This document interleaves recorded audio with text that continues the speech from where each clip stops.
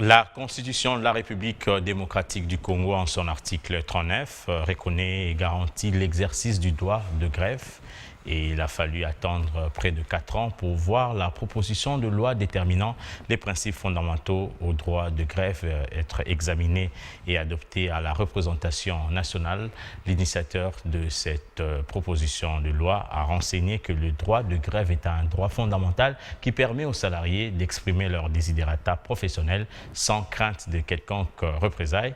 Après débat, cette proposition de loi a été envoyée à la commission PAJ pour être enrichie.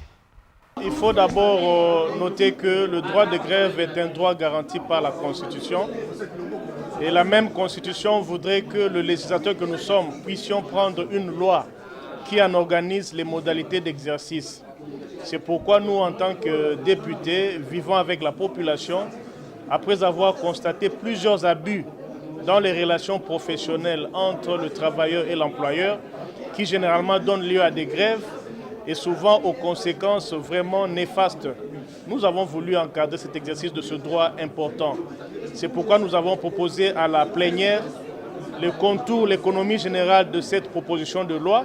Et nous sommes contents parce que notre auguste assemblée l'a déclaré recevable. Je suis content parce que pour une fois, nous nous penchons vers le social de la population. Souvent, il y a des conflits collectifs de travail qui donnent lieu à cette grève-là. La grève ne doit pas être l'occasion pour punir le travailleur meneur de la grève. La grève ne doit pas donner lieu à des sanctions punitives, à des permutations punitives. Il faut protéger le travailleur qui va en grève parce qu'il réclame l'amélioration de ses conditions de travail. Il faut aussi, en contrepartie, veiller à la protection de l'outil de travail. Il y a un équilibre à observer là-dedans et je suis content, je suis certain que mes collègues députés vont apporter leurs réflexions et ensemble nous allons produire une loi qui pourra, n'est-ce pas, réguler les relations professionnelles entre employeurs et travailleurs du secteur privé et du secteur public également.